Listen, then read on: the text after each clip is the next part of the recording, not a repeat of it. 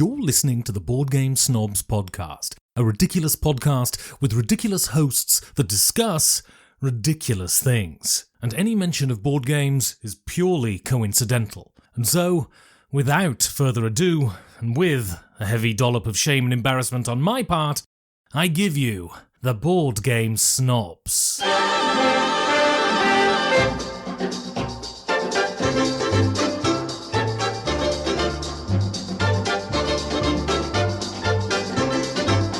And oh my god. And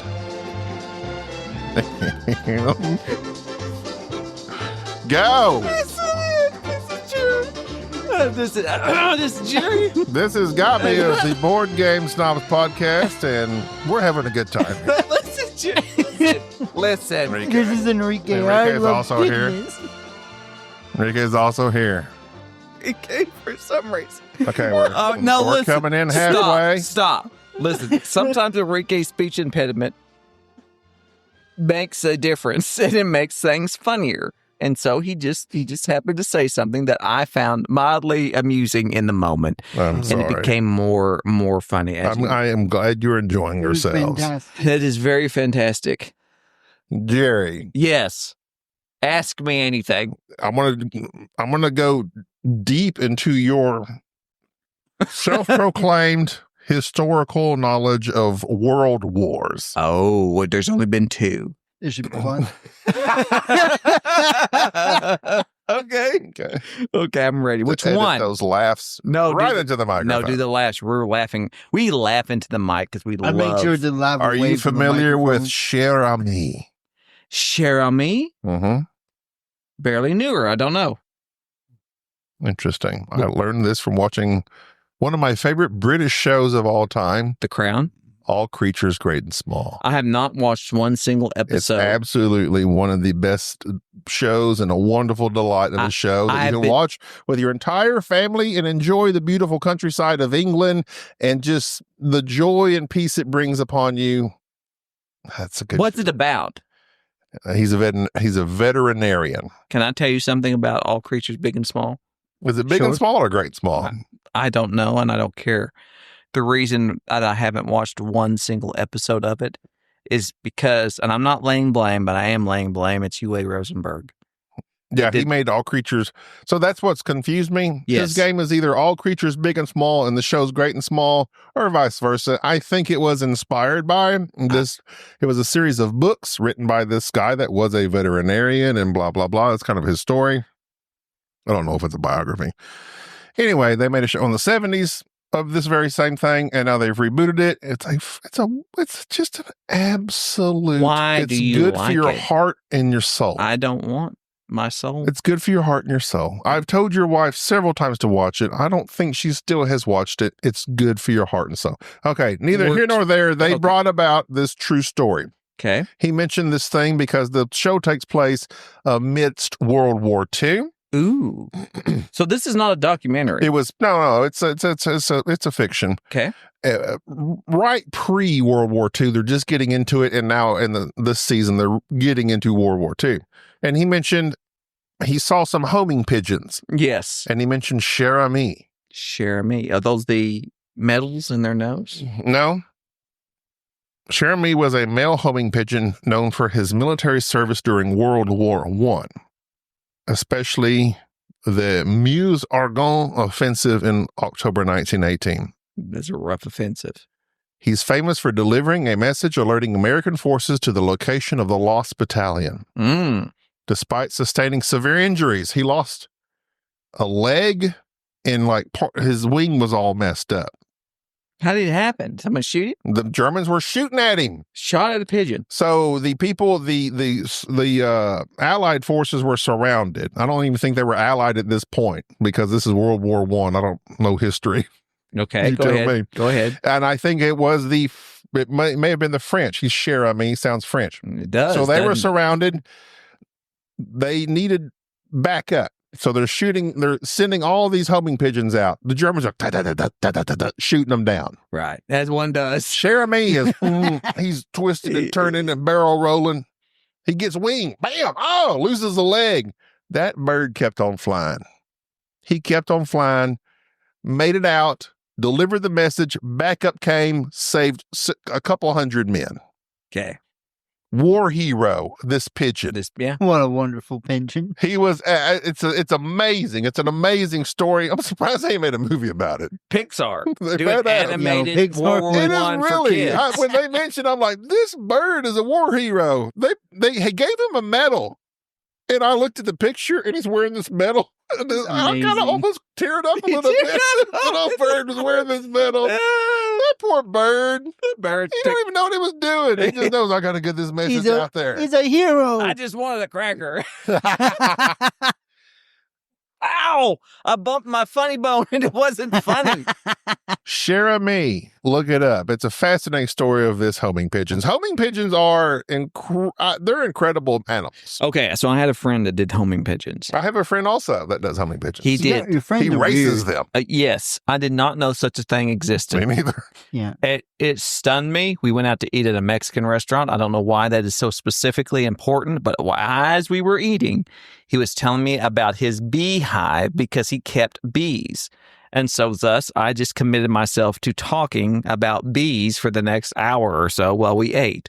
And he proceeds to tell me about, bees and the wasting issue that they have with the hives. And there's it was interesting, but at the same time, it wasn't very important. But then he just dropped he made a comment about homing pigeons and then insinuated that he raced them. And I could not believe, tell me about it. And they race them. They go to a spot and go, be free. And they see if they can make it. And sometimes apparently they just don't make it. I'd give mine some nitrous. Well, sometimes they just don't come back. Like a hawk gets them or something. Oh, no. Yeah, you don't get the message. So they would race homing pigeons. So from what I understand what they do, because my friend has, I just became aware of this. You and whoever is racing with you, y'all go to a specific location. Uh-huh. You release the birds, go to an equidistance away from them, and whoever bird gets home first Wins. Yeah. You're racing them. Can't. And but it's fascinating to me that these birds, I mean, of course, I know animals have all this instinct and stuff. It's just super basic, science, I guess. But how they know to get home? Was it the magnetic waves? Yeah. How do they know? Yeah, they have that. Grok. Hang on a second. There is a thing. I read up on it. It was about I mean, just like, they'll say like cats, you remember the story of was the journey home or whatever with all the animals that made it home. How do homing pigeons home? They rely on the Earth's magnetic field. Boom, nailed it. Visual cues and potentially infrasound to find their way home. Oh. Now that because the magnetic poles are shifting, so I wonder if it's going to be harder and harder for homing pigeons. Or are they shifting? They do that every once in a while. They're going to be reversed. North will be south. Oh, it's going to be south. Yeah, that's happening. You know that? Right now? Yeah. So do you change the maps? Well, so do you know? Was Canada south now? No. You do know that happens. Canada's south now. Okay, Just so say it. all right. So if you've never used a compass. So the rebels were from the north. You've never used a real compass.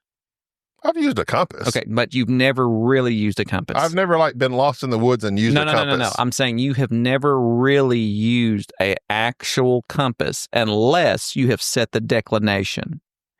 Do you realize that there is the Declination of Independence? Correct. So there is a declination, which is the magnetic north, and that is where you're pointing north to. And the magnetic declination is different depending on where you are at.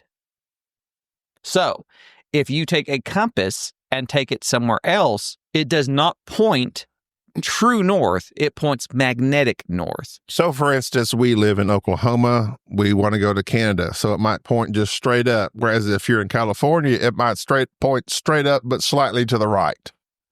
The magnetic declination of... Or in other words, northeast. In Oklahoma, the magnetic declination ranges from -10 to +1 west to east, meaning that the magnetic pole is west of true north, where the exact value varies by location. So it is off. So like here's North Pole, here's the magnetic side of it. So to actually use a compass, you have to know what your magnetic declination is and make that adjustment, or you will not travel north. The magnetic declination. So how do you know what that is at that point in time? For instance, the magnetic declination of Paris, Texas is +1, positive. The declination is positive east +1. You just have to know. So you just have to add 1 to that. Yes. Compass. Yes. And so it's weird, but it is one of those things that if you really want to account for that, you have to do that. So it's weird. But yeah, like there's several maps that show your magnetic declination right now, for instance, of how it kind of like tapers off. What's the variance in switching? Like, is it a constant thing? It's, the magnetic poles are moving. Now you're saying that, like, is that something that doesn't normally happen in history, or is that something that happens constantly? It's not fixed. It is constantly moving. Okay. It's driven by the iron of the Earth's core. Okay. So, there's iron in the core. Iron core. But yeah, so it shifts, and it's actually right now, if I'm not mistaken, it's shifting. I learned that from Hillary Swank. It's shifting towards Siberia.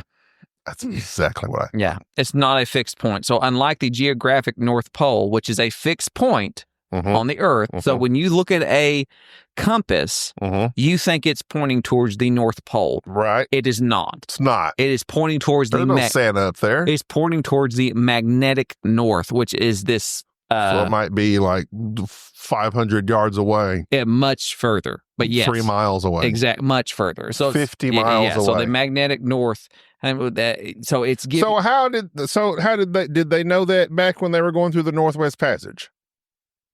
Well, yeah. So they've known about the magnetic, like it's generalized, like where north is, but they typically use the stars. Didn't really have the stars, boys. Yeah. To the stars. like the Earth's as Dragonheart once said, to the stars. So the Earth's magnetic poles are shifting. So at some point in time, the isotope that we use to point towards, which is like the most valuable thing, period, I believe, isn't it? The point north will be pointing south. I prefer iso magenta. Yeah. What is it? What is it? What is in compass? The what's that material? It's like super value. Platinum. No, it's not platinum. Something like it's that's going to drive me insane until I figure it out. But go ahead. Platinum 7 times. I went platinum selling rhymes. This is a pretty good rhyme. Thank you. Really I think Kid Rock made it up, actually. The Rock? Kid Rock. Kid Not Rock. The Rock. His kid. His kid. His kid Rock. He has a kid? He does. Since when? You don't know? No, I don't know about no. Since at least the 90s. Really? I didn't know that. You don't know Ba Witta Ba? No, man. To Bang Bang Diddy? No. No, lots of. I'm not socially inclined to know all that. Kid Rock actually has a song I actually really like. What is it? And it kind of brings a tear to my eye. What is it? Called Single Father. Single father. It's a heartfelt song about a single father raising his child. And it's a song. And the burdens that come with that. Not the burdens, but the difficulties that come with raising a child on your own. I might have to look up this song in this Single Kid Rock father, guy. part-time mother. Only God knows why. It's a good song. Either way, I'll get off that compass thing. But what were we talking about? We're talking about going north? We're talking about compasses. Yeah, I don't want to encompass this whole You're my North Star, Jerry. podcast with that. I am. I got the North Star Award, fun fact. From where? From the largest, at the time, it was the largest home health and hospice in the nation. Oh. Which was? Gentiva. Gentiva. Yes, that was the name of the company. I don't know. And what does Tiva mean or Eva? It must mean something. It means something. I don't know. There's lots of Evas. But it was a thing where you had to be nominated by your coworkers. Nomination. And I had a supervisor that desperately wanted somebody in her supervision to win this coveted award, which was called the North Star. And she wrote a very touching and not true report on me. You. And it won. So you won on false terms. That kind of negates It was not the false. authenticity of the award. It was exaggerated extremely. Okay, all right. Extreme. I mean, who doesn't exaggerate a little bit? Exaggeration. Exaggeration. Not reasonable. Yeah, there is that. Anyways, that's where Enrique. NE, Yes. northeast ways. I am lost there. Compass. I'm compass talking you. I know you're compass talking. I don't like it. Yeah, but I hate when you compass talk. Either way, Don't you be compass talking me, boy. we played several OINK games, To the Oinkies. south with you, daddy. which are games for which are they're Japanese small box games. Which were fantastic. Does oink mean something in Japanese? No, it just means oink. Or is that an American translation of That's literally something? just oink. I think they're making fun of You us. made me hit my mic. And no, stop. What? Stop. Every What? time we try to have a decent conversation about something, y'all start going, they're trying to make fun of us. I They're not didn't trying to hear make- what he said. I literally wasn't listening to Enrique. Am I going to have to edit what he said out? No. Well- You should just Okay, listen. good. Please, Enrique. Well, maybe. Enrique, behave yourself. Oink. Why? Grok. What does oink mean? Gork? Does it mean in Japanese? Or what is It's it? the There's got to sound be of some sort of, I mean, pig. there's got to be a translation I there. hope it says it's the sound of I mean, pig. is it pig related? What does oink mean? Why is the oink so important? The sound that American people think a pig makes important to the branding of this game publisher. It translates OINK Games in English is the name of a Japanese company, which translates to OINK Games. The Japanese name is direct translations of the English game, of the English name. It's OINK Games. I don't know. I think it's just I think we're going in a circle grok. yeah. It's just that's what it is. It's just the name of their. That's just Circular the, grok. He's grokking me. Yeah, that's what it is. Okay. So there you go. So we played 2 oink games. We did. We played. We've played oink games before. We've played We've the Scout, which is their big one. and then we played the Deep I Sea played- Adventures. Deep Sea Adventures is an oink game. That's I enjoyed that game for a while. And there's also the one where there's one person that knows the words. It's like, what's that game? 20 guesses. Mm-hmm. 20 questions. It's like 20 questions. I don't know it. I don't. There's an oink version of that. Fake Artist in New York's another one. There's several ones of that. I like to play that. There's several. So what I did, because I am a cheeky fellow, I looked up kind of what everybody's kind of favorite OINK game was, and then I tried to determine what that one was, and I bought it, and then I looked and tried to find the one that people kind of didn't like, that they kind of just were meh on, and I bought that one. So I bought the Insider is the game I'm thinking. Yes, that was the one that was played at the BGG 2015 by the Dice Tower people. It's okay. We got rid of it. I did.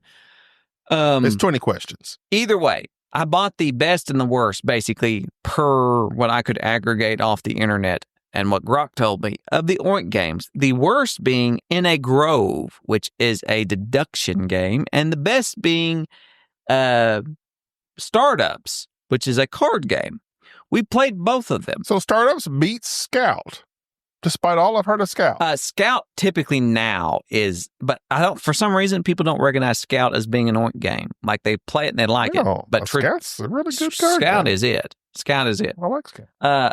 I liked both of these games. I'm actually shocked that In a Grove was as good as it was. 2 very individual mechanistic games. So, In a Grove is a game that has these plastic silhouettes that look like chalk outlines of bodies. They look like tuning forks. That's what I was thinking Yeah, of. they look like tuning forks. But that Not there's tuna forks. Forks with which you eat tuna. tuna forks are Is that a thing? yes, they're smaller forks. You don't have a tuna fork? I and don't they're have no tuna fork. What kind of cutlery do you have in your home? What do you mean? Do you eat your salad with a regular fork? Oh my God. Maybe. Savage. Wait, Do what you- is it? let Wait me a minute. say- Wait. Do What's you it? not have different forks in your home? Do you not have a chilled salad fork? I don't know. Do you not have a slightly warm tuna fork? It's not like I use the forks there. How do you eat the chicken of the sea? It's a smaller With fork. my hands? With a Oh my cracker? God. Like eats a with- heathen? He just grabs it. He just opens the can and scoops it out with his hand and then shovels it into his I'm gonna, mouth. Enrique, I'm going Yeah. to ask you one question. I need a simple answer. All right. Oil or water? No context to this question. The tuna that you consume, does it come in oil or water? Oil or water? Oil? Oh, get out. You know how I can answer that question? Neither, because I don't eat tuna. Why not? Oh, you It's know what? super healthy. I don't like tuna. My mother used to make tuna hamburger helper, Like, I don't even know how to answer that. There's no such thing. and it just There is no such thing hey, as tuna hamburger helper. There's no such thing. Need you to calm down. No, I'm not calming down. Need you to That is calm an down. offense. There is no such There's a thing. hamburger helper in which you add tuna to No, some noodles. there is no such thing as tuna hamburger Maybe helper. it's called tuna helper. That might Okay, exist, but all there right. is no the hamburger. Enrique, how many times have you helper. put that cup in that thing and rattle your cage? You I rattle. didn't mean Listen, to. I'm Sorry. about rattling okay, cages. it's probably tuna helper, but Okay. that used to be a staple in my home growing up, and I grew sick and tired of the. I Are you love. kidding me? You just took a drink. I know, but I You want another just one. took a- I He's want another one. parched. No. He's parched. She starts talking about tuna. There, just slide it in there and let it sit. No, it'll fall. It's going to fall. It'll fall. All right. It'll fall. It'll fall. It's gonna fall. It's gonna fall. No, don't do that. It's not gonna fall. How'd That's you say a that? terrible That's idea. a terrible cup It's holder, not guy. gonna fall. Listen, Like, I don't like it hitting the metal on the cup it's holder. going to hit the middle either way. why do you have to be It's like? Why do you loose. have to be like this? Okay, all right. Why do you have to be all right, so meta? chaos And why has can't you not ensued. Chaos has listen? ensued. Enrique's trying to use a cup holder in my.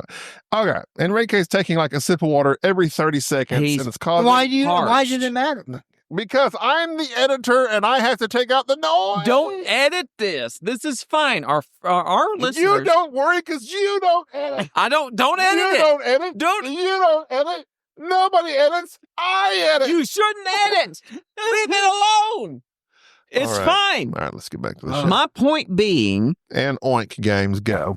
is that in a grove, Word merge. which is a deduction game, where tuning forks. That's how you it take these tuning forks and you need to figure out which tuning fork Tangent. killed the other tuning fork. Tuna fork. And the tuna forks are numbered from 2 to 8.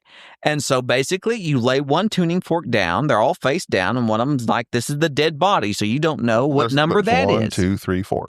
And then there's 3 others standing around that are like obviously the suspects. And then you pass out the other tuning forks. And then you look at your tuning fork, and then you look at your neighbor's tuning fork, and you have 2 numbers now. So you know those guys Tuna numbers. couldn't have killed him. And then on your turn, you look On at your tuna. out of the 3 suspects, you look at 2 others, and you go, Tuna others. wait a minute, which one killed him? And you're supposed to figure it out. And how do you figure it out? Deduction. Deduction. And here's how you deduct. Out of the 3 numbers that are out there amongst the suspects, the highest one, the biggest one, did the killing. It's that simple. But it's not that simple, because if the 5 happens to be amongst the subjects, Caviarat. he reverses it, and now it's the lowest number that did the killing. I'm floundering. And so after you have some incomplete information, you put your little detective badge out there and say, I think this guy killed him. And then your neighbor looks at the other 2 and then he puts his badge. And so you're all just kind of deducting who you think killed the other number. The other fork. And what it brings up, yes. And at the end of it, sometimes you kind of lie and you put your little token out there, because when the other detectives put their token out, they put on top of yours. And who's ever the topmost token, if they're wrong, they have to take all the tokens, flip them upside down, and they count as like incompetence tokens, which are the worst type of tokens, are incompetence tokens. Nobody wants that. I'm going to start carrying incompetence tokens. And when somebody does One something for you. I don't like, I'm going to say, here, take this. I'm like, what? This is an incompetence token. This is how I feel about you. It cracks me up that the other side there was a mustache. Well, it's because it's a detective and he's too old for this. Hercule Poirot. Yes. I'm guaranteed that's what they base it off of. Well, obviously. Hercule Poirot. Yeah. The greatest of detectives. Was he? That's what Agatha says. Agatha thought that? That's what she says. Really? No. Miss Marple maybe disagree. Not Sherlock. I wonder if Miss Marple and Hercule ever crossed paths. Did you watch the new Matlock? I did not, but I'm hearing rave reviews for this Matlock. Not bad. Really? Not bad. I'm going to have to watch it. We'll watch it. Drama. Love it. I know. I love drama. Not really any Are there any British people There's in no it? British people in it. Is Dan Hughes in it? Man, that would be a great Matlock. That should Go to Josh. That should they cast as Matlock Huddersfield is Dan Hughes. I need to hire you. Not for those prices. The next OINK game we played, which is Okay, so in the Grove, lowest regarded. 2 to 5 players. I enjoyed it tremendously. FYI, there's extra. Fork YI. If you're just doing 2, there's other rules, but so it's technically, in my opinion, 3 to 5. Yeah, I think it plays. Whenever you engage other rules for a 2-player game, it's not the same. I think it's better with more players. We played it with the minimum. I think it would be more fun with more players. I enjoyed this more than what I thought. It's For what it is. After we get done talking about the other OINK game, I'll proceed. The other OINK game, Startups, which again, this is the one I was looking forward to because it's anything that deals with stocks, I'm already about it. And this startup game is super simple. It's all a bunch of cards that represent various stocks and companies. You shuffle the deck. You have 3 cards in your hand, and all you're simply doing is either picking a card off the deck or picking a card that has been laid out upon the market. And when you pick up a card, you then have a choice of either playing a card from your hand out in front of you, meaning that is now part of your investments, or putting a card back out into the market. There's a little bit of caveat that then once the market gets full up with different cards, every time you take a card off the deck, you have to put a little coin out on all the cards that happen to be in the market. And the scoring is very Knizia to me. Whereas at the end of the game, whoever has invested so much in each startup, the person that has the most stock, the other players that didn't, the other players that had invested but didn't invest a lot, they have to then pay that player. So it's like a game of deciding which stock you're going to invest in, which company or startup you're going to invest in, but also bailing out and not getting into a bidding match, basically, of trying to collect as many cards as possible and then having to pay out the nose because somebody beat you at the last minute. I really like Startups. Enrique, words. Oh, I'm putting words in. Yeah. It's your time. It's your time to shine. Like a greasy hog. I just like the planning and the aggressiveness to this game. The Of grizzleness. Startups. Yeah, for startups. I thoroughly enjoyed Startups. I knew I would like it. What do you think about the fork game? In the Grove. In the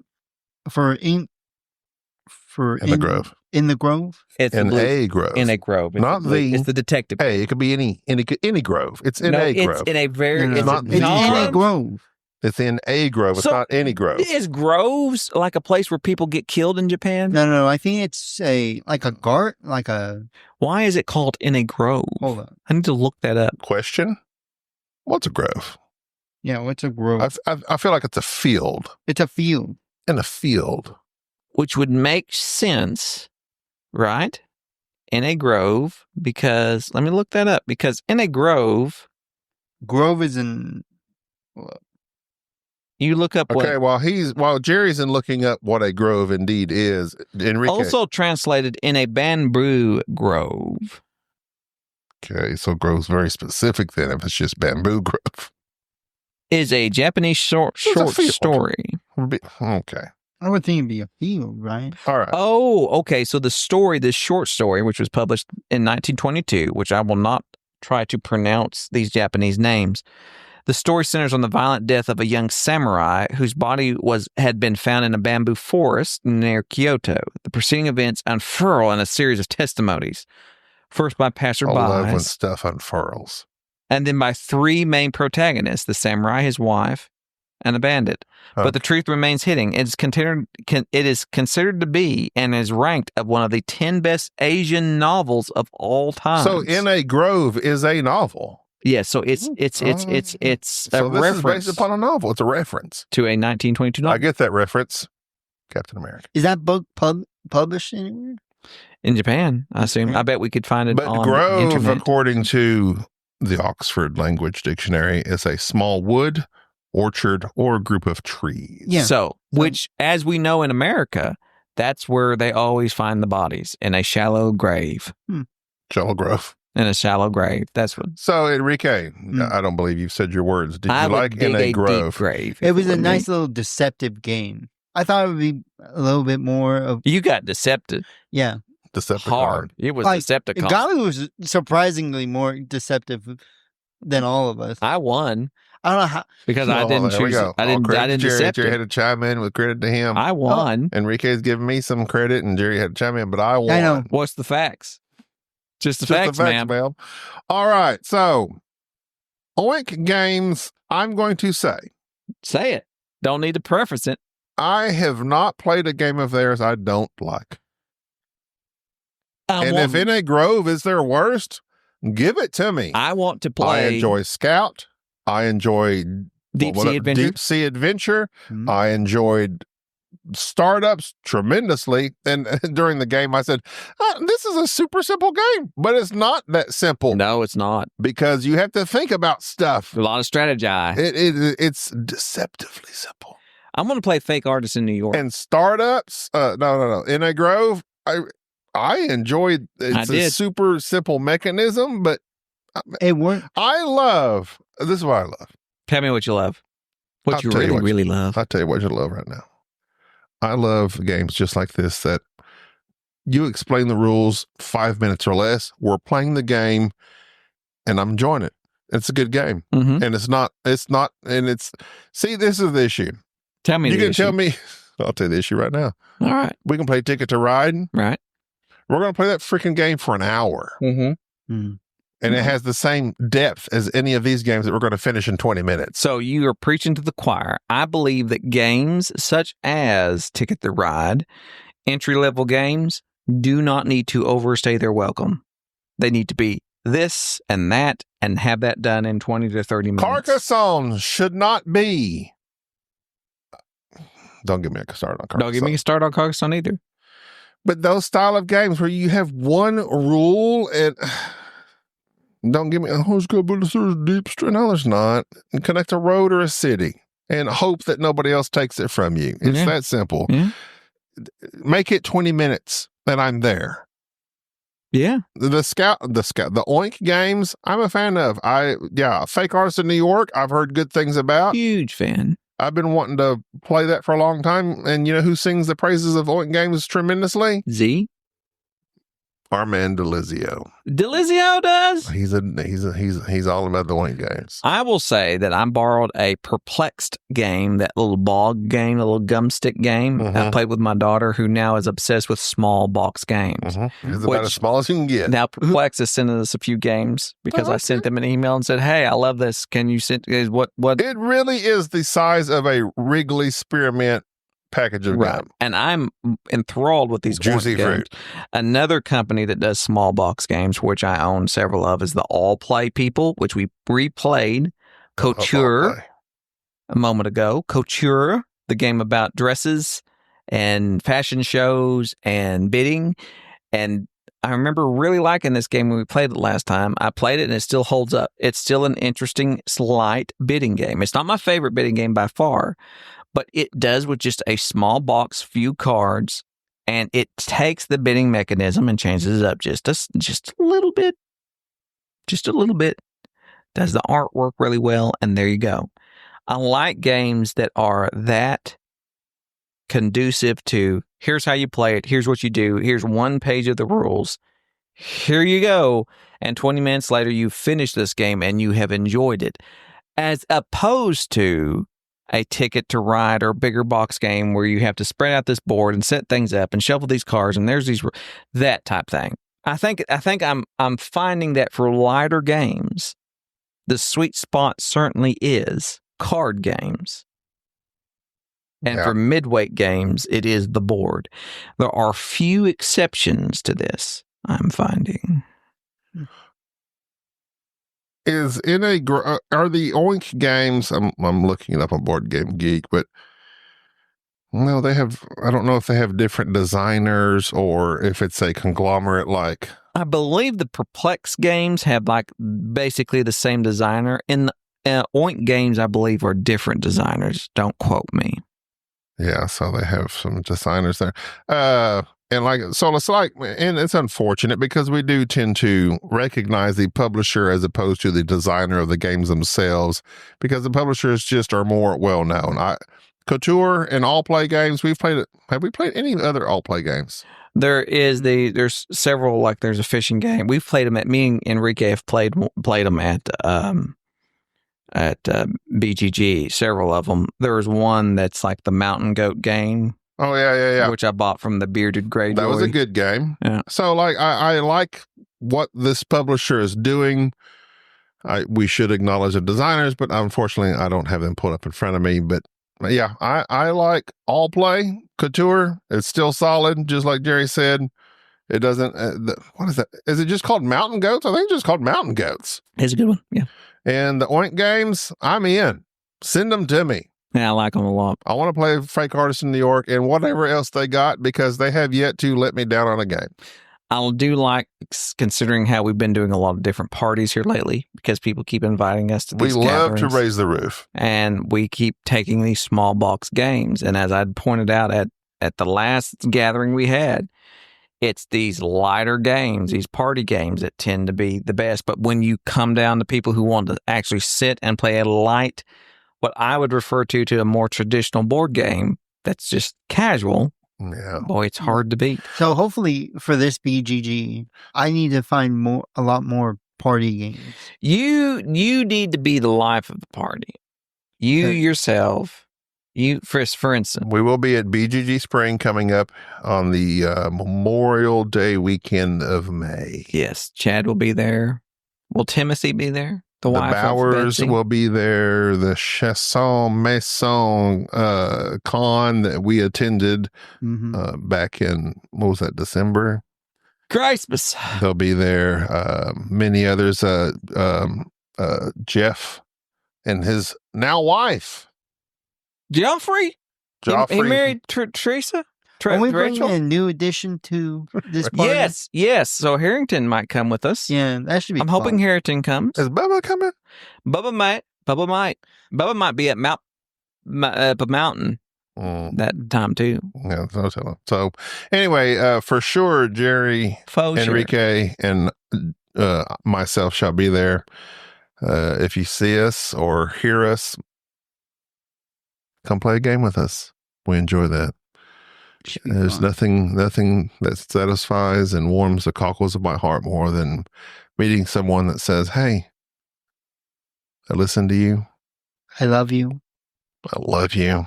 And I want to play with you." Oh, Lord. Play some board games. No, that's weird. Don't even look me in the eye. Don't touch me. Come up to us and say hello. No, don't even come. No. Hey, leave us a review, a positive one, 5 stars. No, 1 star is all the way. Here's a tank us. Apple Podcast. At least a 3.5. Apple Podcast, leave us a review. Listen, but you're really obsessed with that 1 star review. Whatever. I'm not worried about Musical Chef. You know his name. He's in your head. The Musical Chef. Not like there's multiple. He's just the Musical Chef. Also, some singing culinary artist hurt your feelings. What if it's Emerald Lagasse? That would be hilarious. That would be hilarious. Bam! 1 review. Wolfgang Puck is out there laying down the 1 star. Email us. How do you feel about OINK Games? We need more emails and your opinions of what we have said in our words on this podcast. Oh, our words.